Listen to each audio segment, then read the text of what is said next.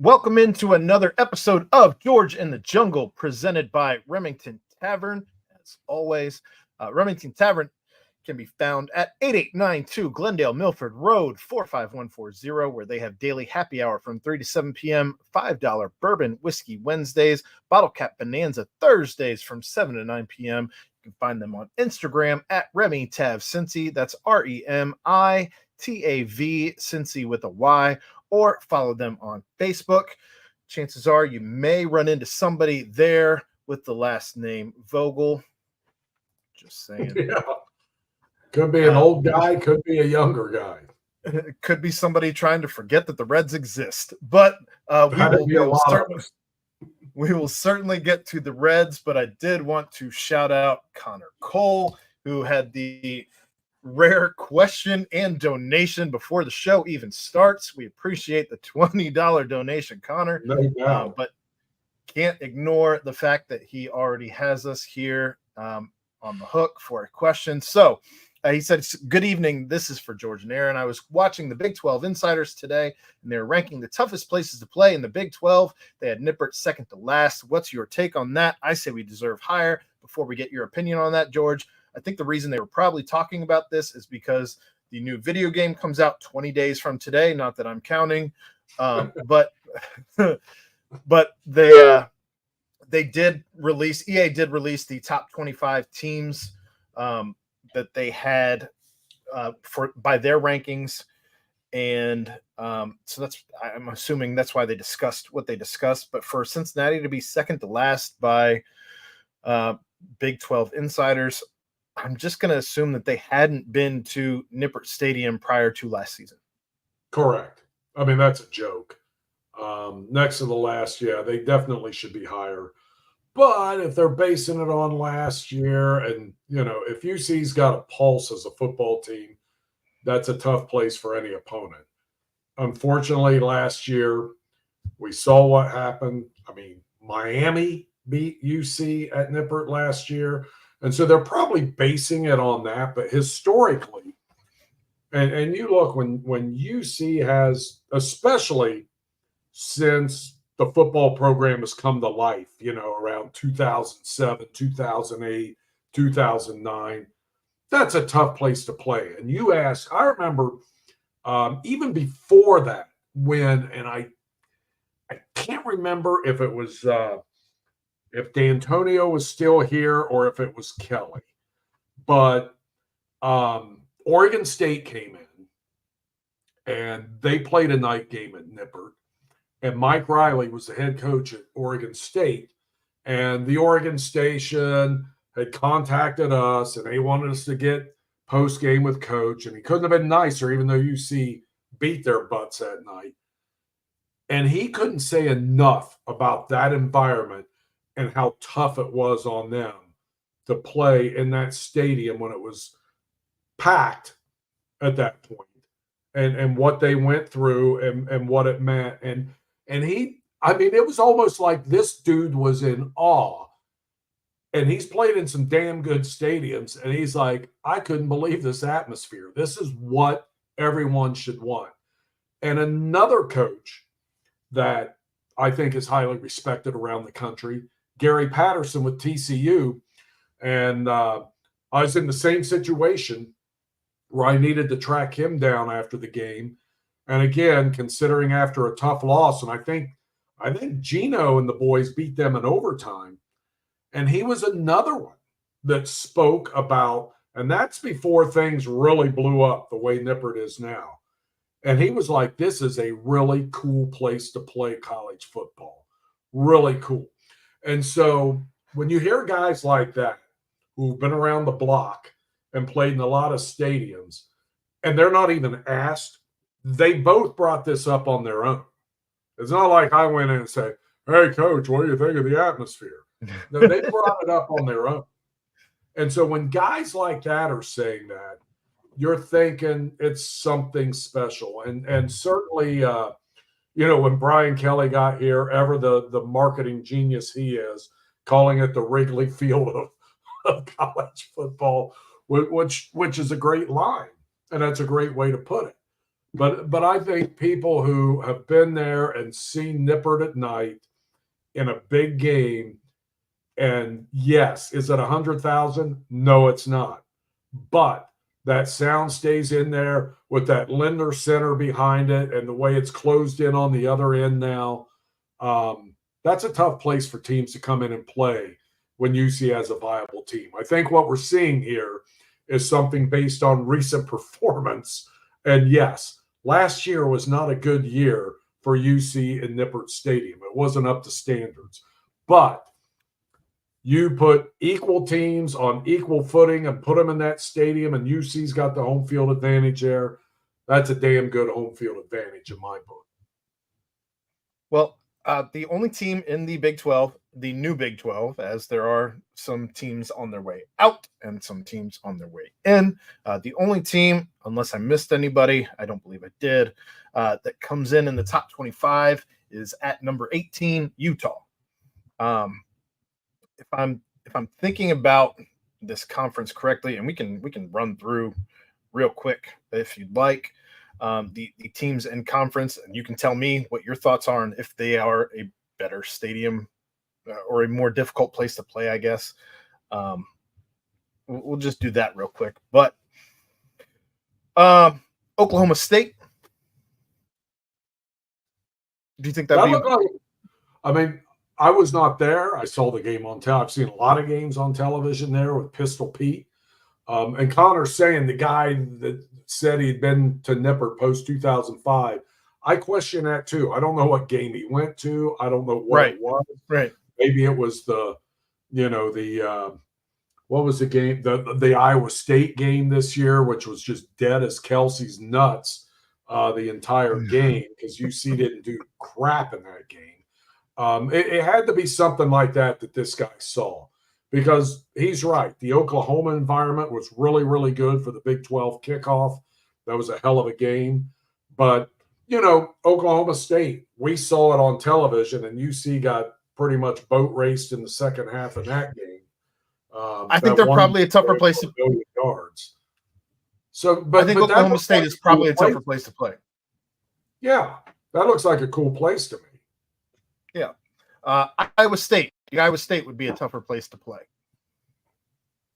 That I don't know, like on any given normal Saturday, but they do get good fan support there. I say coin flip, maybe? Yeah, that's what I would say. Okay. Kansas State. I don't see it.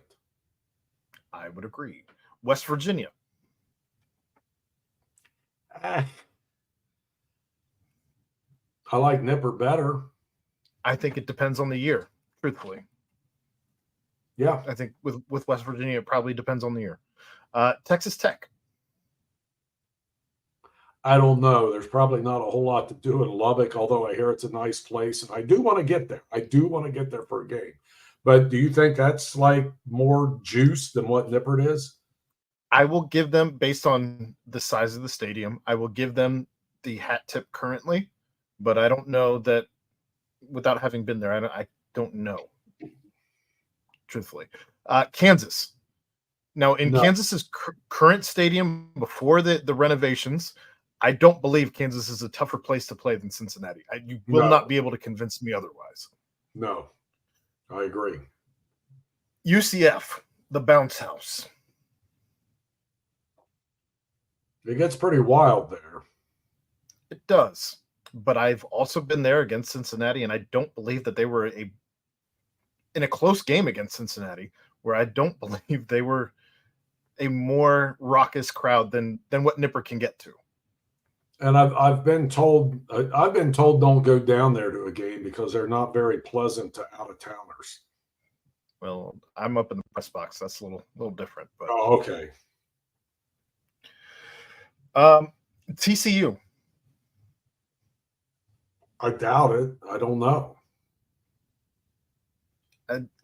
They've had some great runs, but the year before last, they had a hell of a run. I don't know that TCU regularly is a tougher place to play than Nippert Stadium. I'm with you. Houston, no shot. No way in the world even when they're good, they've got a half full stadium. I think the Pit at Elder is a tougher place to play than Houston. I would agree. BYU down here at Ludlow would be tougher. BYU, I'll give BYU the nod. I think that was a tough place to play. Yeah. You got altitude, you got crazy people that have nothing else to do. Baylor. You got me on that one. I don't think Baylor's a tougher place to play. I don't know that it has a reputation like that. No, I've never heard any of those teams saying we dread to go to Baylor. And then between the new teams coming in, Utah, obviously they're on top 25. Sure, I'll give them the hat nod there. But between Arizona State, and Colorado, tougher place to play. Colorado has this newfound infatuation, if you will. Maybe currently it's a tougher place to play, perhaps because they are packing the stadium. But we'll see how that stadium sounds if they have the outcome that they had last season. Arizona, no shot. They only have one of those ranked lower than UC. I totally disagree. Arizona, you will not convince me that Arizona has a more passionate fan base or a louder fan base than Cincinnati ever. Not in football. Not football. And Arizona State, I'll give you that. They are a giant party school. So until I've seen otherwise, I'll give you a hat tip on that. But we'll see if they continue to struggle in football. That may be a tough sell. Yeah, I'm skeptical that that's a tougher place to play than a pack nipper. At worst, I think not for a game, but I've been to that place. At worst, I think Cincinnati is somewhere in the middle. At best, they're probably somewhere in the lower portion of the top tier. But as with anything, you got to win. Yeah, what have you done for me lately? And that's where UC has to take it upon themselves to make it a tough place to play, which it was for a long time, even going in the last year. Maybe they weren't always at their best in those seasons, but when a team came in there, they knew they were in for something.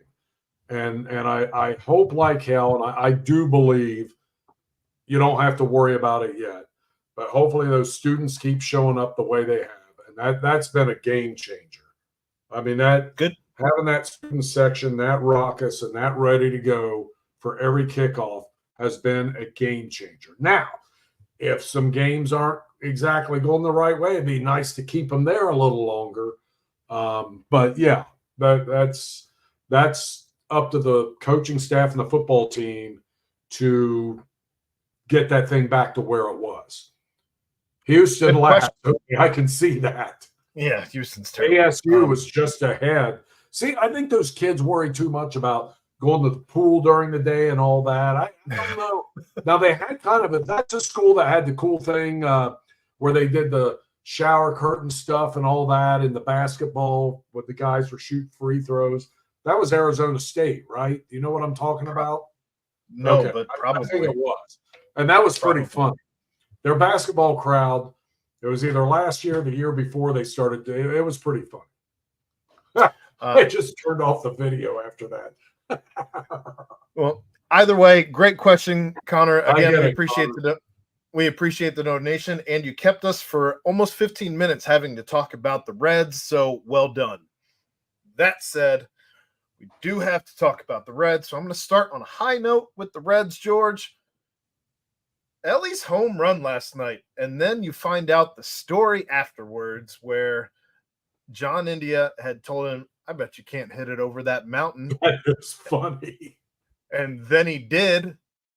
He just took challenge accepted, and he went ahead and hit it onto the boat. There was a Cam Miller. I don't know if you're familiar with Cam Miller on Twitter, but he posted a video. Mo Egger retweeted it, but it had all of the boat shots that have been made. I didn't think there were nearly as many. I stopped watching it because I just got bored watching just moonshots to the boat. But there were plenty of moonshots that have gone to the boat in the history of Great American Ballpark. I was a little surprised by how many there were, but monumental. I believe it was 459, if I'm not mistaken, what they measured it at. But just a giant home run in a big win last night against the Pirates, because I remember just last week, I believe it was, maybe the week before that, where we lost a series to the Pirates, and I am not comfortable with losing series to the Pirates. Currently, they are losing tonight, but they still got another game tomorrow. That said, any thoughts on the Ellie home run before I start lambasting? And I could be wrong on this, but how many balls have traveled out of Great American Ballpark over the moon deck or the sun deck, depending on if it's night or day? Like, was it just Adam Dunn that did that in a game? I mean, it's happened in BP and some other stuff. Guys have done it. Sure. I'm trying to remember. I know Dunn did it. And they found it down on the public landing up next to a piece of driftwood. He almost hit it in the river by the time it bounced and everything. He did. And if you remember Ellie, one of his first games here in Cincinnati, he hit one probably, 2-3 rows from the top of that moon deck very early on. Because if I remember right, I think he hit a line drive screamer that hit the wall maybe in his first game. It may have been his second game, and he almost launched one out of there. So I think he's going to. Yeah, I think you're right. Right. That's where I was going with this. It's like, seeing that, I don't put anything past this guy. He'll hit the freaking Toyota Tundra someday, probably. I thought he was going to last night. That would have been awesome. You know, and I've seen guys, I can't remember who it was. It was Junior or Dunn. Somebody put one through the stacks over the PNC thing. I remember that. Yeah. Was that Votto? It was like a field goal. It may have been him.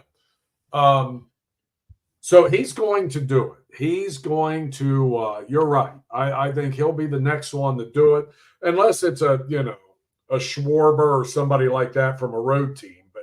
But Ellie's going to have enough shots that he's probably going to get that done. And this recent tear he's on. It was Votto. It was Votto. Okay, that was so funny. That was a blast.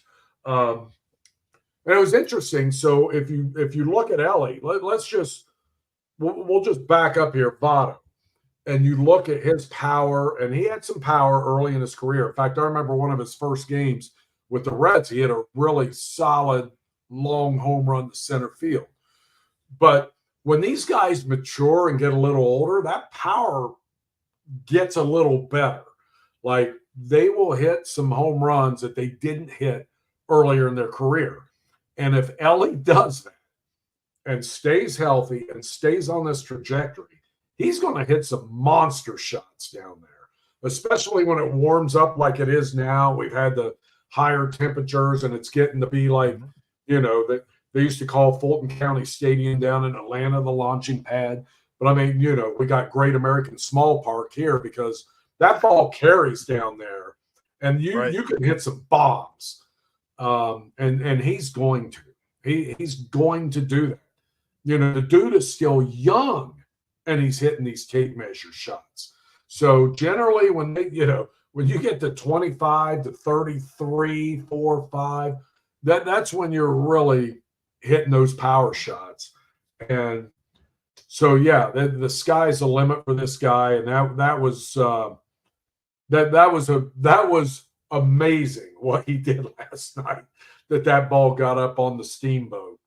But Ellie's been on fire, and it's fun to watch him when he's on fire.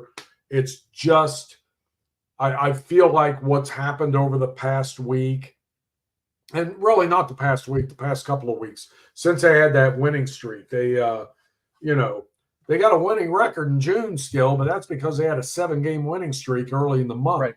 And since that time, I've been severely disappointed because I just feel like at this point they are what they are. They're not going to hit a magic button. I know they're missing 3/4 of what we thought would be their starting infield. Roughly. They're missing McLean, they're missing CES, they're missing Marte. Thank God they picked up Candelario in the offseason. But and Friedel's out again. And it's just like they don't have their normal line, but that's what they are right now. So I am not expecting this team to make a lot of noise this year. Am I totally throwing in the towel? No. But I've lowered my expectations to now I'm just praying to God they can hang in the wild card race and maybe get a spot at the postseason. But I don't see this team going deep anywhere this year based on what I've seen, what is now pretty much the first 2 months. Well, I'm gonna raise you here, and I'm gonna say that I think it's time to clean house a little bit. I think it's time for this training staff has got to go. You have a situation with Christian Encarnacion Strand where he got injured all the way back on April 27th, played 4 more games, had 14 at bats, and now we're looking at a July 11th surgery date because the hand surgeon who's going to do his surgery is booked. Shocker. Hand surgeons are going to do surgeries. And so now he's looking at 3 months of rehab after that. That surgery, by the way, is, I believe, between the surgery and the rehab, that puts him at 100. I think Lance had something like 100. Lance McAllister had something like 168 days post the initial injury that was misdiagnosed to begin with. And that's a giant mess. You also have a pitcher now tonight, Hunter Green, who has gone out for 2 straight starts and has thrown up because he's overhydrated. Educate your guys on what to do to take care of their bodies. That's your only job, is to take care of these guys' bodies. That's it. You also have David Bell, who he's been here since 2019. So in roughly 5 seasons, he has now been ejected as many times as anyone else wearing a Reds uniform ever as a manager. And I guess my question to you, George, is between the medical staff and also the manager, where do you draw the line between passionate and unprofessional? I would never say David Bell is unprofessional, ever. It's an interesting dynamic because he's so low key, but man, when he loses it, he does lose it. And I can't beat on him too much for that. I really can't. He's really good at defending his guys, and he's done a good job with that. But that doesn't matter unless you start stacking up some wins, right? Well, then let me counter you with this. I'm coming from? Sure, I get it. And the same thing was said about Dusty Baker, where a great manager with the clubhouse and big picture and all that, but he didn't get them anywhere in the playoffs. Now, I'd be interested to see where he would have, if he would have stuck around a couple more years, where they would have gotten. But managing is probably the worst job in sports because you got 162 games. You're second guessed not every night. You're second guessed damn near every inning. But that's what you sign up for. I get where you're coming from. I would never say David's unprofessional. I think he's very professional, but he does lose his mind a little too much probably. And he admitted it the other day when he got tossed out that he yelled about balls and strikes in the dugout. He's great at apologies. He's had plenty of years for apologies. He's great at apologizing. I think he did that on purpose because he felt like his pitchers were getting screwed, and I get it. But I don't know. George started off talking about the injuries and how many guys are injured, and it's like, we're at a chicken and egg thing. But to your first line, if I'm the owner of this team, I would certainly be thinking about cleaning house. Is David Bell the guy that can get you to where you want to go? I can't say he is. I don't believe that at this point. He is that If guy. I find another guy I like better to lead them, I'm probably going to pull that plug at this point because he's had enough years to do it, right? There's one guy on this staff that I would be okay with keeping, and I'm going to guess that I would guess that you would probably feel the same way. And if you're going to keep him, I think you have to elevate him. But is there anybody on this staff that you would keep if you were cleaning house? What, the coaching staff? Yeah, I would keep the first base coach. I would keep. You're going to kill me for this, but I'd probably keep DJ, the pitching coach. That's who I would elevate. That's who I would elevate Derek Johnson. Yeah, I would certainly keep him. I would make him the skip, and for the rest of the season, see what you got and go from there. Well, those are two different jobs, and not every look. I thought Brian Price would be a damn good manager because of his even keel and all that, and it didn't work. And it didn't work because Brian. He seemed like such a weirdo. Oh no, he's a good. Oh yeah, he. Well, I think the pressure got to him. It's one thing to be a pitching coach, and you're kind of just, you're not the guy, and you never know how guys who haven't been the guy are going to react when they're the guy. And so, I think the pressure kind of ate Brian alive because he was a little different animal as a pitching coach than he was as a manager, and he's in that hot seat every day. So it's not an easy gig, and I feel for David Bell in that regard. Obviously, I have a soft spot for David Bell. I've known the kid, I've known him since he was a kid. I can't call him a kid. But when he was a high school player and I covered his dad when his dad played for the Reds. So I got a soft spot there. That doesn't mean I can't be critical. Obviously, there's a lot he can do better or could have done better. But he's passionate. He's passionate. I guess looking at the last week, I can't say he does because we haven't seen the results. As I look at the last week, and you talked about the 7-game win streak and what's happened after that.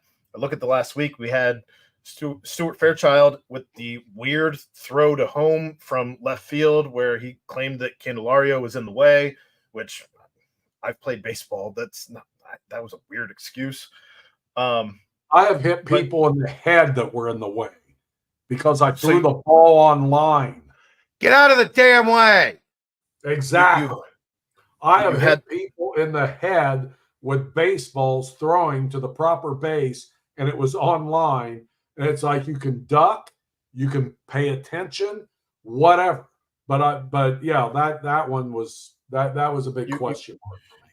You had that, and I believe it was the same game. You also had a base running gaff, but at twice in one inning. One guy gunned out at third base, one guy gunned out at home. You had even Two tonight, guys John India in that game, in a 1-run game. John India tonight gunned out at home. There's so many base running lapses. There's so many fielding lapses. I feel like that's and by the way, hello, Chad. It's good to see you. But I think that's a product of them all having this aggressive mindset, and sometimes it can be too much. It's like we can't outrun every freaking throw from the outfield. But I think a disciplined team would have. How about one to the that catcher? What's that? Remember that? How about one to the catcher? Yeah, Ball hit right in front of the plate. Guy comes home from third. I know. What are we doing? That game was an abomination on the bases. And There's too many abominations, George. Correct. There is. But that's where I question the management. That's where I question the guys who are in charge of this team. And I just want to know. I understand that you're professionals. You've made it through single A, double A, triple A, and everything in between, and you've gotten to the pro level. But that doesn't mean you just leave the fundamentals at the door and check out the fundamentals because you're aggressive. you still have to be a disciplined team. And I guess that's where I go back to, is David Bell the guy? I don't believe he is, because I don't believe he has control of this team because he's too busy being a player's coach. Well, I'm losing a lot of faith. I will say that. And look, I lost a lot of faith before this year. This should have happened. I wasn't sure. However, they were in the middle of this massive turnover, rebuild, whatever you want to call it. Going into this season, look, there have been injuries. You can't have those excuses at the major league level, right? This is about winning. And so, given that, I understand. And if I'm being totally honest, if I'm the owner of this team, I'm looking at that really, really, really hard right now. Like, I'm not getting there's guys injured, but I'm not getting my money's worth for the talent that's on the field right now. That's how I feel. Maybe this is all to say that David Bell has been dealt essentially a shitty hand since he got here, because ownership has never really put him in a position to win given his rosters. And Chad, you had quite the Twitter interaction for all of about, 36 hours as you went on a large tirade about Stuart Fairchild. And but it was, that's the thing, people, it wasn't I'm agreeing with you. Stuart Fairchild. No, it's the roster as a whole. And again, I don't think that, I guess what I'm getting at is I just don't know that David Bell is the guy to win with this roster. I don't know that. I think you can find a guy who can win with the outcasts. I do. I don't think David Bell is suited to win with the outcasts. Breaking news. Will Benson just struck out. And I would not I would not play him tonight. He is 1 for his last 31 with 17 strikeouts. And I know there's a right-hander on the mound for the Pirates, but I would not have played Will Benson tonight. I would not have. In fact, he's, to me, I don't know how he's still here. Time to send his butt down and get him right, because it ain't happening here. They did that with him last year, and it worked out. He got right, and you brought him back, and he actually was good when you brought him back, and he got right. And we all want him to do well. You like the guy. All indications are he's what you want in the clubhouse and on a team. But if you're 1 for 32 or whatever it is, Chad said, come on. You can't. The problem is this level. You cannot afford that. If you're trying to hang around in a wild card race. The problem is they've tried 6 guys from the minors to play the outfield, and none of them are good enough. Well, I would have thrown frickin' Levi back in the lineup tonight. George, you say that you do this in a wild card race. I guess what's the most frustrating thing about all of this is nobody in the entire damn division was set up to win. Nobody. And you had every opportunity as a team with very little payroll comparatively to the rest of the teams in your division to get somebody to make a real run at winning this division and showing the fan support that have been going to games that you actually care to win this division. And you didn't do that. Well, but I do think, though, Aaron, if you had Friedel healthy, McLean healthy, CES healthy. No, I know. The Brewers have had a ton of injuries. Okay, They're destroying people. I know. People. But we're talking 1, 2, 3, 4 guys you were banking on starting in February. That and I'm talking about Marte. Now, who knows? Maybe whatever the hell he was on was his magic potion, because it's not translating in Louisville this year. Not yet. Since he's come back, right? But it's those things matter. They matter. And we were all sitting here saying, what the hell they signed Jamer Candelario for? Well, thank God they did. Or they would really be in a bad spot right now. The problem is they should have went out and got 2 or 3 more Jamer Candelarios to be ready for the season instead of... If you have a Matt McLean and a Noel De Marte. Matt McLean was hurt. Matt McLean was hurt 2 months remaining in last season. He's still out with the same injury. Well, that goes back to Aaron's question. which is about the medical staff. Get them out of here. Encarnacion Strand thing is laughable. It's The way crazy. that was handled. It's crazy. The Nick Lodolo thing. Pitching on 77 pitches on a blister. They bragged about it. They bragged about it. They're lucky that didn't burst. They're so lucky it didn't burst. I still don't know how he was out all of last year with a week-to-week, day-to-day injury in spring training. There's so many of those. I know. I mean, this is like 5 years. 5 years straight that we've had these things where like so-and-so is day-to-day. About David Bell, and if I'm an owner, I'm asking all these questions and I'm going to get something done about it. And here's what I would do. God bless Nick Kroll, and I like Nick Kroll. But if I'm Bob Castellini, I'm getting the best damn GM baseball ops guy I can find. I'm bringing him in. I know they tried that with Walt Jocketty. That was a wrong move because that was a shady lane retirement home hire. He was the St. Louis Trojan horse. I'm getting the best 45-year-old bastard I can find that knows baseball inside and out and has been successful. And I don't care if he's a GM now. I'm going to pay him. Look at the money he's thrown away on all this stuff. I would rather throw $2 million away on a GM and get this right than do what's going on now, because you're pissing good money after bad. It's infuriating. I guess here's ultimately the David Bell question. If you woke up tomorrow morning and he was fired, would you care? No, I'd shrug my shoulder. I'd be like, I get it. We kind of had that. We kind of had that conversation. I asked, is he the guy to get you to the next place? And I don't believe he can get you there. Not even that, Aaron. Just if he was fired tomorrow, if the news tomorrow morning, and I've got radio tomorrow, so if they want to fire him before tomorrow, that would be awesome. That would be. But if they fired him in the morning, the collective mood of this city would be, didn't work. Go find the next guy. Like that. Nobody would be on the David Bell didn't get a fair shake bandwagon. No. Not at this point. And at that point, pull the Band-Aid off. Just do it.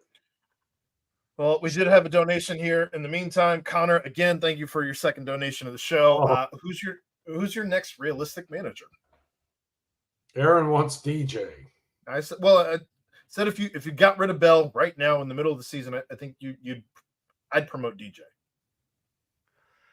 I don't think I want him away from the pitching staff, because then you bring in a new pitching coach, and if this was my question on the radio last week, and I think it's a fair one. Do you feel comfortable with this franchise developing position players, offensive talent? Because if you go back over the past 20 years, who really has been a surprise? Like Jay Bruce was the number one prospect in baseball. Ellie was the number one prospect in baseball.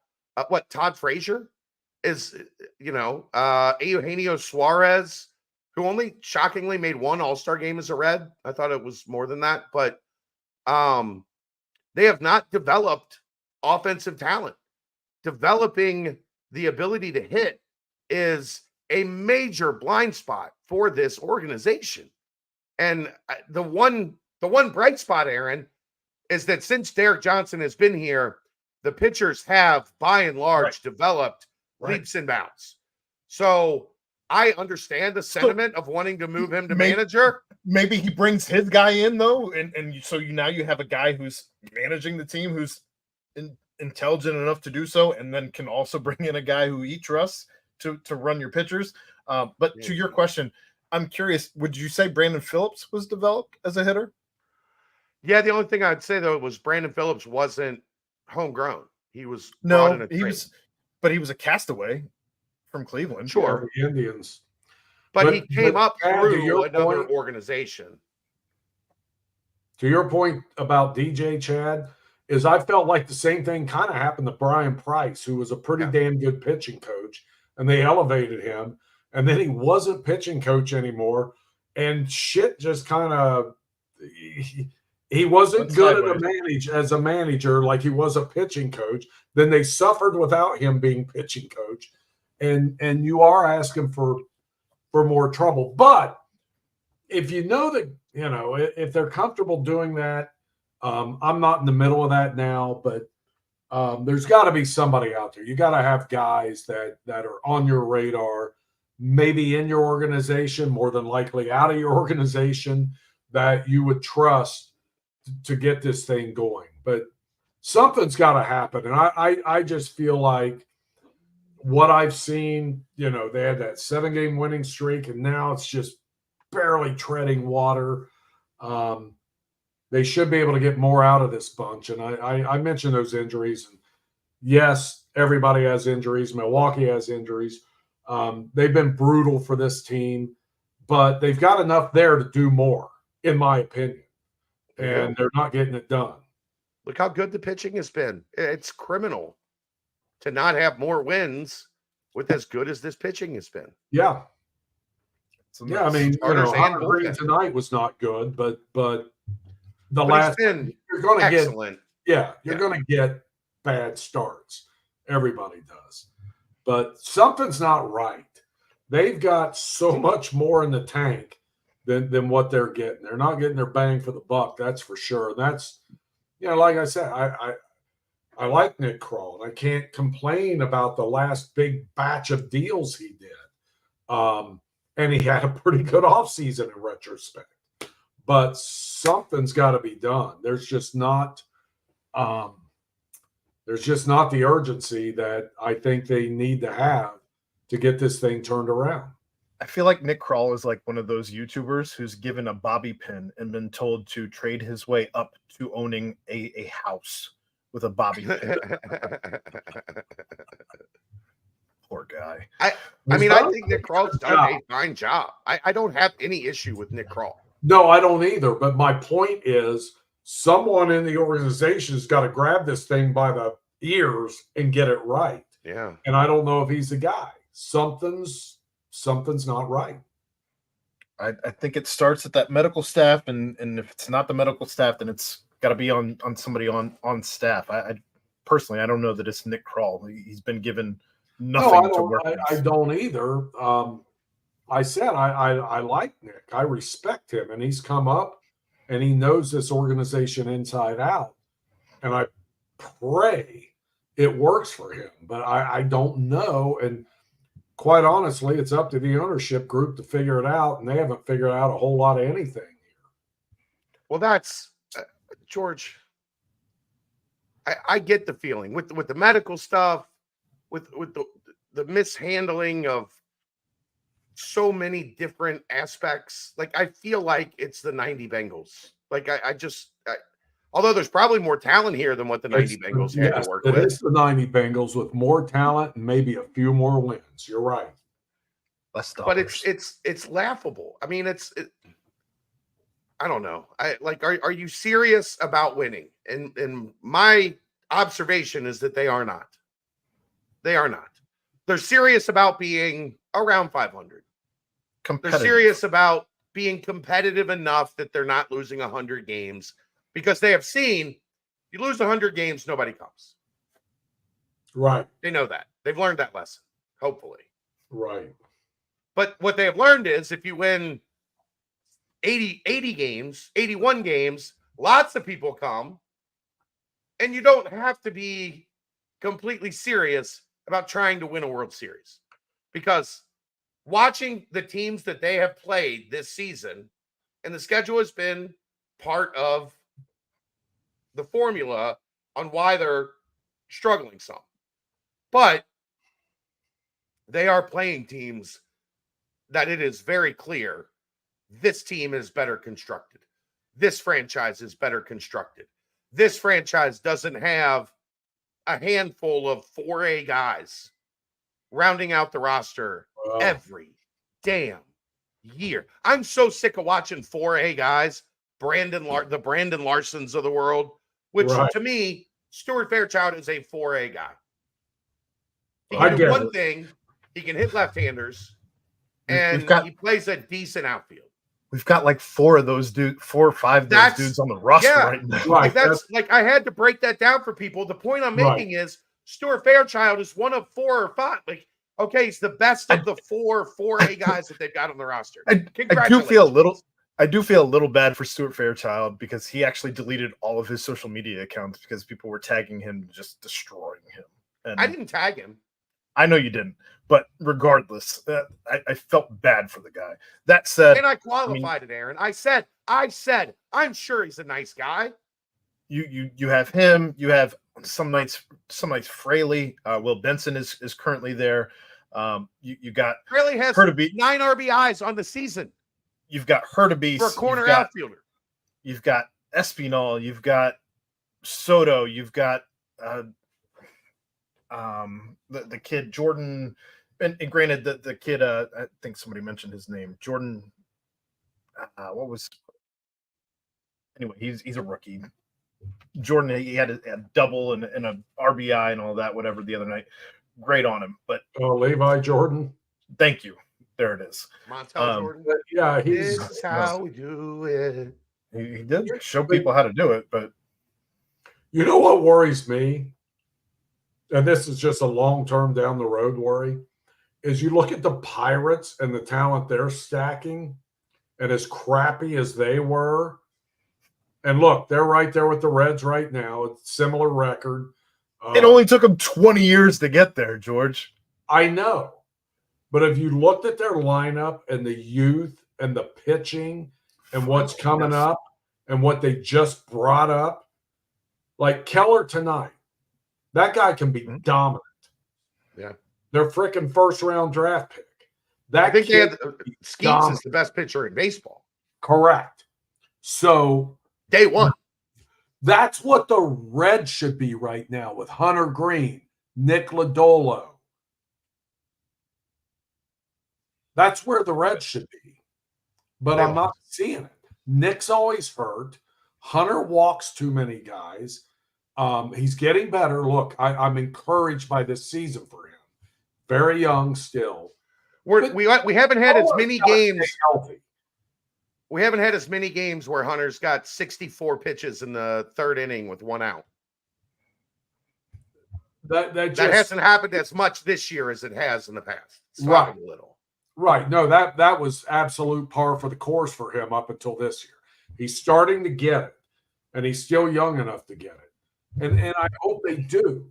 But that worries me a little bit. It's like the Pirates I know they suck forever, but they got some good young players, and their young players are producing.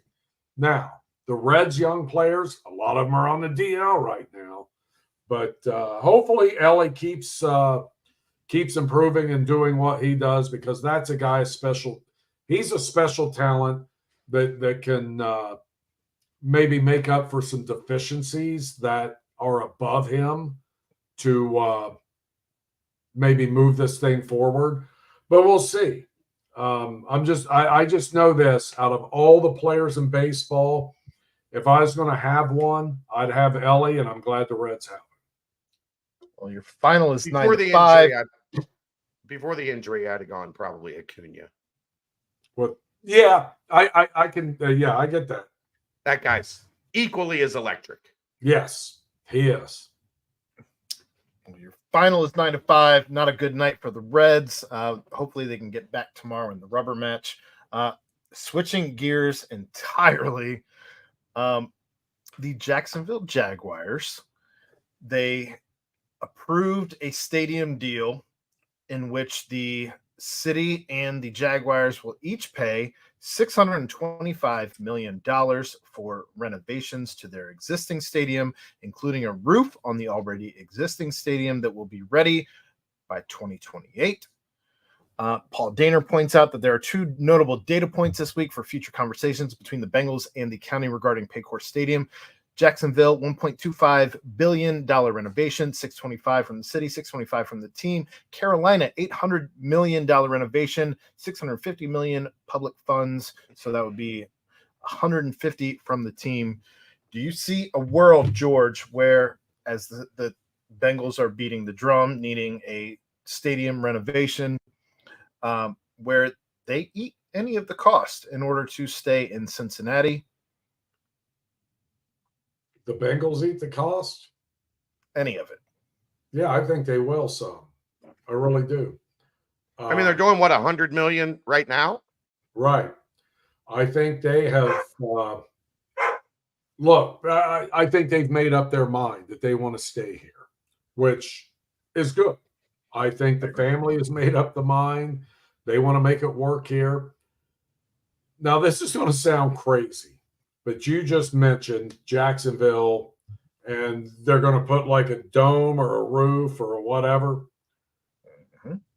The more I see stuff go to Indianapolis, and Cincinnati's never going to rip that NCAA / Olympic stuff, but a retractable roof at Paycor Stadium or whatever they would do with it would be a major. I argued against tax money and all this 2 weeks ago.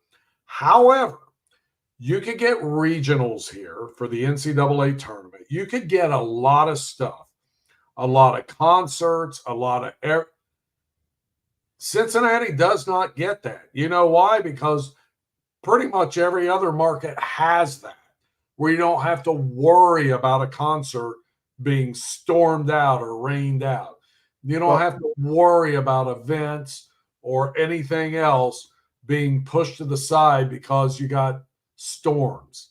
Why is there a lack of 5-star hotels, or why are things over in Kentucky instead of in Ohio for things to do or eat or I mean, not all of them obviously, but Cincinnati has still been struggling with trying to find a way to rebuild the city. They've been rebuilding the city, it seems, for my entire life. There was a guy back in the early to mid 90s named Skip Korb, who put forth this thing about the Cincinnati Convention Center and the stadium and doing this deal sort of like Indianapolis did, and having this dome stadium, and it could be a retractable roof hooked up to the convention center like Indy does. And when Cincinnati spent all that money on Great American Ballpark and Paul Brown Stadium, they could have done something like that. And they could have gotten maybe not a Final Four, but who knows? Maybe they would have. But they certainly could have gotten regionals and NCAA tournament games. I mean, when's the last time Cincinnati had the NCAA tournament in town? It's had to have been 20 plus years, right? Yep. At least, maybe 30. It's been forever. And that's why. And so I'm not for taxpayer money, but something needs to change. Well, but maybe we're fine with this. But if we are fine with this, then we're just building, we're just throwing money in for the 10 Bengals games a year or the 9 Bengals games a year, whatever it turns out to be, or 11 with preseason. But that's all we're throwing in on. And couldn't it be argued, George, to get that retractable roof over it? Maybe we can have a lot better things here in this city when it comes to events. I don't know. I don't know what I would do. But I do know that that's something I think they should think about if they're going to start all this. Couldn't it be argued that it's a great investment of tax dollars? I mean, you look at what a couple nights, I know it's going to make Aaron's skin crawl, but a couple nights of what Taylor Swift's tour did for the economy here. And you could, they're circling back around. You could host it in the winter with the dome like Indianapolis is. You redo whatever bank is puts their name on that dump next to the Red Stadium. There'd be a reason. Well, there'd be a reason to redo the Coliseum, as I still commonly refer to it as, because you potentially have 5-star hotels going up because you're able to host other events that you're currently not able to host. So why would a 5-star hotel chain come to Cincinnati? immediately boost the economy with a roof over that stupid stadium for the entire year. For the entire year. Give people a reason to go to Cincinnati. Try and take some of that shit from Indianapolis. It's not that great a city. It's in Indiana. I mean, they've made Indianapolis a world-class city because of that domed arena. Correct. They totally do. And I remember in the early 80s when they built the old Hoosier Dome and didn't have an NFL team yet. Yeah. And I remember people in Cincinnati who were prominent people in Cincinnati pretty much laughed at Indianapolis and said, what a pipe dream. They're building this stadium. They're never going to get an NFL team. Well, obviously they didn't know the owner of the Baltimore Colts very well. And they had a bigger vision. They put that convention center next to it. And Skip was right back in the 90s. I wasn't sure that would work here, but it would have worked great here. I was wrong. Skip was right. That's what they should have done. Now, back then, you didn't have these retractable domes. You built these stupid, airbags over the stadium and stuff, and they were ugly. They were awful, but it evolved. And now you have retractable domes everywhere, and there's no reason not to have that here. Other than financial considerations. And like I said, I don't want to blow a bunch of taxpayer money, but we've already blown enough that maybe it's time to think about that. At least there is some return on investment. Correct. With this taxpayer money. Correct. Like you are doing things that have a bigger vision in mind that are going to bring an unlimited amount of dollars to the city. Like I just don't. It's so because the original deal just built a football stadium, right? Like they don't even have. I mean, you don't even get. When the U.S. women or men's national soccer team comes in, they go to TQL because I don't even know if you can do it at Paycor Stadium now. I know originally they require natural grass. A lot of it requires natural grass, and it's just a pain in the ass to. Oh yeah, that whole natural grass thing's crazy. That's why they couldn't do high school games that one year at TQL because the national soccer teams won't play on a field if you have an event other than soccer on that field like 90 days before. It's something crazy. It's like, oh my God. Just when I was starting to like soccer, you make me not like it for stupid stuff like that.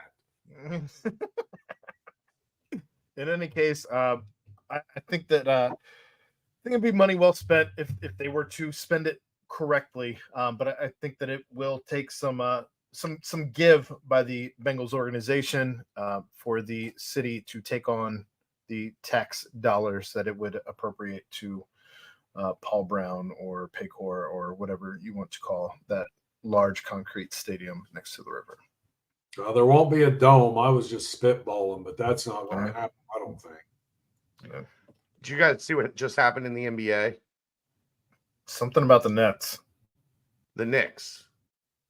Oh, is it the Knicks? Traded. The Knicks trade. Well, I think the Knicks traded for with the Nets. The Knicks traded for Mikal Bridges, which now 4 of the 5 starters from Nova's national championship team are on the Knicks team. You play video games for decades trying to maneuver where you can bring all of your old college guys onto the same NBA team. And now the Knicks, Jay Wright has to come out of retirement, right? Like he has to coach this team. Well, after what the Knicks did in the playoffs this year, they should be in the market for a coach anyway. One last topic, George, before we get out of here. FC Cincinnati had 2 matches since we last spoke. 1 win, 1 loss.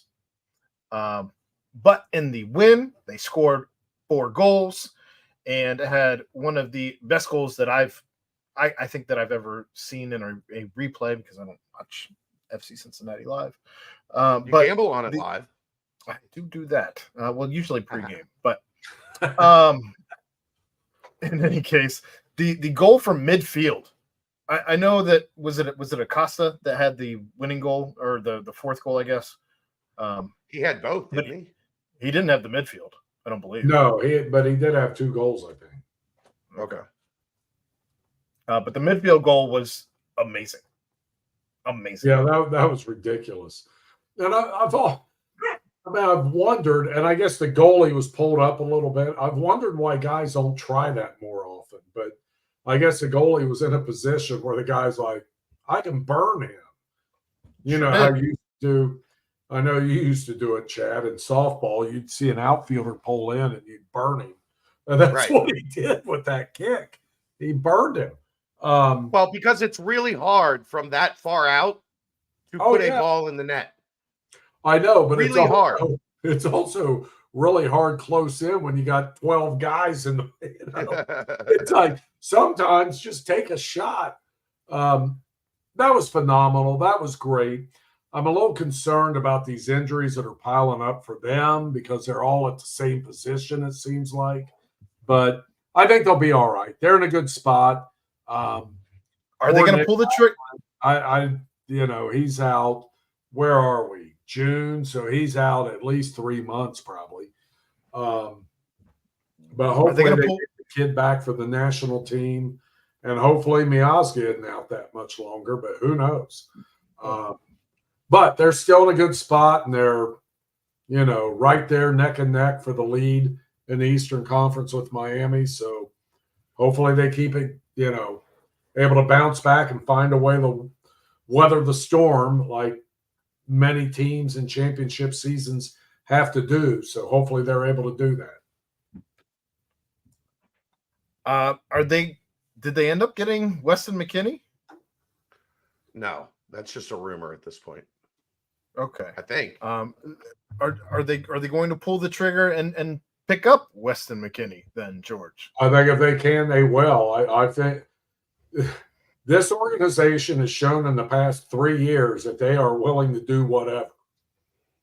And, it's kind of nice when you got that Lindner checkbook behind you. But they want to win. They want to stay in the headlines. They want to be at the top of the pack. I can't say enough about the way they operate and go after assets. And it's like, it's not money be damned because they're getting it back, but they do what they can do. And that's kind of refreshing around here. It's just so funny to see some of the big soccer heads talk about why would you leave being a backup for a team like Juventus and go to the MLS to be a starter. Why would you do that? Why would you just be a backup when you can go play and put yourself in a position to go back over the pond back to Europe and go make more money as a starter? I don't know. I would prefer to play more and get paid by more teams. That's just me. But I'm with you on that. I would too. Just seems weird. Weird thing to try and chastise. I didn't like sitting the bench much, and I sat the bench way too much. It's always the coach's fault, right? No. In basketball, they were right. Well, speaking of basketball, before we get out of here, Chad was at practice last night. I've had my chance to talk to Chad about the shoot-arounds. I don't know that you've had a chance yet, George, to talk to Chad shoot-arounds. They're workouts. They're legit workouts. Shoot-arounds are a considerably different thing. No, they're getting after it. George, any questions? Yeah, I got a couple.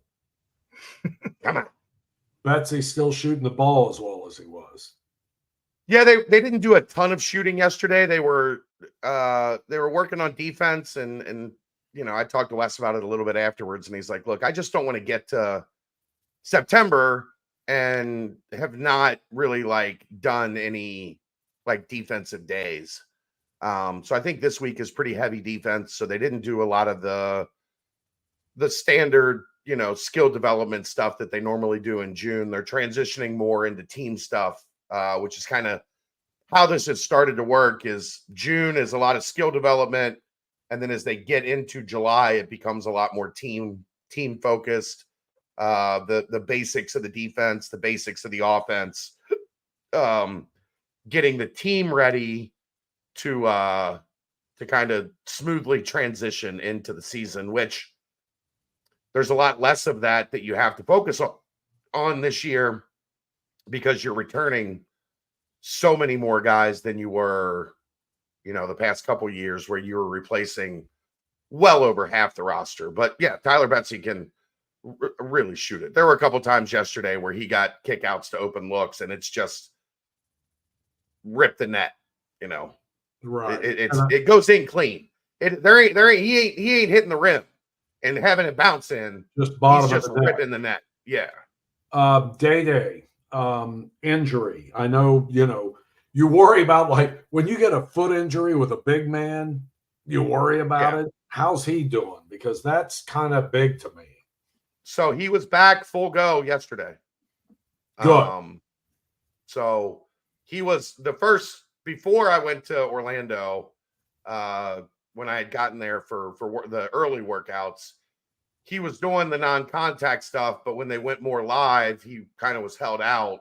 Even though he looked fine, they were just, easing him back in. He was full go yesterday, and he looked really good. Like I said yesterday on the BBP, they were doing a defensive drill, like a 4-on-4 defensive drill, and they had Day, Dan, Dylan Mitchell, and Seamas on the same squad, and they dominated people. Really? And the other team just couldn't score. So yeah, I think that was probably the highlight of the day yesterday, was watching that group of four, because they're going to have Dan take a step and be one of those defensive stalwarts on the perimeter. But Dylan Mitchell is a proven high-level defender. Yeah. And Day Thomas is a proven high-level defender. You get Dan mixed in with those three, and all of a sudden you are long, you're athletic, and you have played a lot of college basketball between those three guys out at the top of the defense. And that's not even factoring in putting Aziz in at the rim behind them to clean up any messes. So that's pretty exciting. And that's also, George, a combination of Aziz, Dylan Mitchell, and Dan Skillings should be as good at rebounding the basketball as anybody in the country. Yeah. Anybody in the country. Two other guys that I just am kind of curious where they are now. Ray Vaughn and Aaron Tom Page. Arrington Page has kind of been the surprise of June. Really? He looks really good. I mean, he looks fluid. He's shooting it pretty well. I love the way he moves. There's not a lot of, we talked about this a little bit. He's very light-footed. Like some of those big guys, man, even if they're thin, they're heavy-footed. And that's really difficult in today's world of pick and roll basketball. And I think with Page, you can see them do some things differently than they've done in the past, where you don't have to use ice as your exclusive ball screen coverage, where you can hedge with a guy like Page because he can move and he can get out and hedge, and then he can be back at the rim guarding that role, immediately.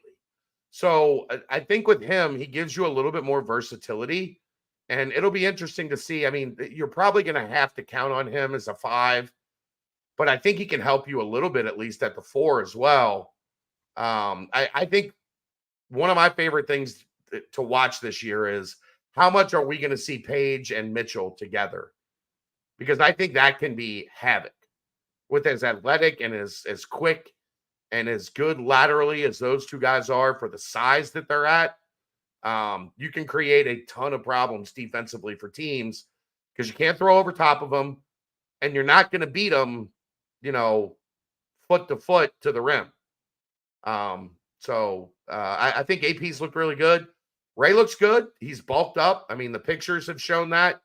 He's put in a ton of work. It's crowded. So he's going to have to be really good. I'm a big fan of that kid for staying home, and I am too. But they are loaded. It's going to be fun to watch. Yeah, I mean, him and Josh Reed are going to be in a battle for minutes, and there's going to be guys ahead of those two that, if you're looking at the versatility of this roster, guys are okay, I can slide down and play here, or I can take minutes at this spot. I got a couple minutes. I want 3, 4, 5 minutes here, maybe at this spot. And there's only 200 of them to go around. Right. So, that's going to come down to Ray. But the thing I can tell you about Ray, to this point, he has put in the work. Good. I thought he would. He was enthused all last year on the bench. He was the first one up. Love that. But if you were there before games, you saw before every game, he was out there with Andre Morgan getting in a legit 45-minute workout, like hard sweat. Yeah. Working to improve his game individually. So that's one thing with Ray and with Tyler McKinley. I'll never worry about their work ethic. I know those two kids well enough. I've been around those two kids enough that they're not going to slack. They're not going to pout. They're going to work. So I'm positive. I'm up on Ray. But, man, it ain't going to be fun trying to crack that rotation when you've got Dan and Seamoss and Dylan Mitchell all at that front line. And then, you've got CJ Frederick and you've got Connor Hickman that kind of are going to eat into some of those minutes that Dan might have gotten at the 2. So the Rubik's Cube, I was looking for a good 80s toy reference. Oh, yeah. That's what. Yeah, I'll get that. Yeah, I was coming, George. Thank you, George. I do this all the time, and these kids on that work with me look at me like I've got 5 heads when I try to make analogies. Who? Just one kid. So Brent still does. Royer does. Keegan does.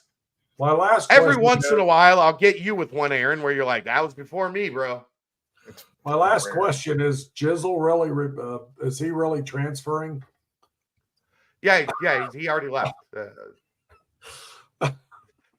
He looks. I wish I had a quarter for every time I heard that. He looks a little trimmed down, like a little more streamlined. Oh, is that right? I mean, he's still thick. He's still strong. Yeah, I like him strong. He looks a little more svelte. Interesting. Now, I would guess it's Ray Felt redistributing. I was going to say, how's Ray Felt feel now? Yeah. He's probably about the same, but when you look at him, he looks a little bit more like a basketball player instead of a running back. In Ray Felt, I trust.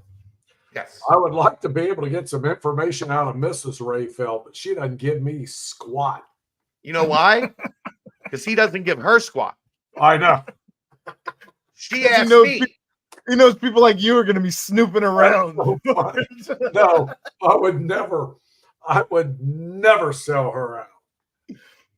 No, she asked me most of the time for information that her husband won't give her. That's probably true. But all that being said, when he leaves there, I'm going to tell you who's in charge. She is. Oh, yeah. Look, didn't have to say it. We all knew it. Yeah. Look, we've known Elise. You know her better than most, but I've known Elise for a long time as well. Mike is not calling the shots at home. And actually, the reason that works is Mike is okay with that. Yeah. Well, Mike actually, he's like, no, that's fine. She's got a good, clear vision. Yeah. She keeps it real. Mrs. Ray Felt's a good one. Ain't no doubt about it. Love her to death. I mean, if there's any question as to if he's the best in the sport, I will tell you. And I said this a couple weeks ago. I was talking to Danny Hurley and to Kamani Young at the EYBL event in Indy, and they still give me hell. that Ray Felt came back to Cincinnati because they think it was my fault. Because Wes asked me who's the best strength coach in the country. I said, Mike Rayfelt. He said, do you think I can get him? And I said, I think if there's an angle that will bring him back to Cincinnati. Just saying, you play your cards right. Yes, I do think he would come home. Danny is still a little upset with me at that one because Danny will tell you straight up, Mike is the best strength coach I've ever worked with. That's high praise because we know what that dude's done. But I also say that's high praise for Mrs. Rayfelt to get him back here. Worried at all that Wes is going to have a hard time finding minutes for everyone? No, that's his job. Yeah, I think everything will be just fine. That is his job, but I'll tell you what, I'm glad it's his job and not mine. I wouldn't mind making his salary, but I don't have to deal with all that. Yeah, look. Oh, 13 guys. Let's be honest. In the chat. Charlie, I hope you're doing well. I hope he's still out there. Good man. Charlie watches a lot. Good. He's a loyal PCJ content listener. Awesome. Consumer. But George, it only took him until the end of the show, but George remembered that we do have a live chat. So well, I was on the other thing here. I guess George was on the private chat that there were no messages in. There's none. Never know what he's doing over there. Never know what he's doing. All right, I'm done with you guys. I'm done. Are we out of here? Well, George, I will ask because I always do. We did have some high school news last week when we talked about the Covcath hiring of the Cincinnati assistant. But is there any news around the high school front? Nothing that I didn't figure there was. That's my way of saying I've got to take a leak so bad. All right. Well, that's going to do it for this episode of George in the Jungle. After George so eloquently put that he's got to go. As always, thanks to Remington Tavern for sponsoring us in this ridiculousness that we do here. They can be found at 8892 Glendale Milford Road, 45140, where they have daily happy hour from 3 to 7 p.m., $5 bourbon whiskey Wednesdays, bottle cap bonanza Thursdays from 7 to 9 p.m. They can be found on Instagram at Remy Tav Cincy or follow them on Facebook. Thanks to everybody who joined us today watching the show and in the chat. Again, thanks to Connor Cole for the large donations in the chat. And thanks to Chad for joining George and I in our discussions on all things Cincinnati. But until next week, 9 p.m., we will see you back here on this channel where we do it every Tuesday. Thanks, George.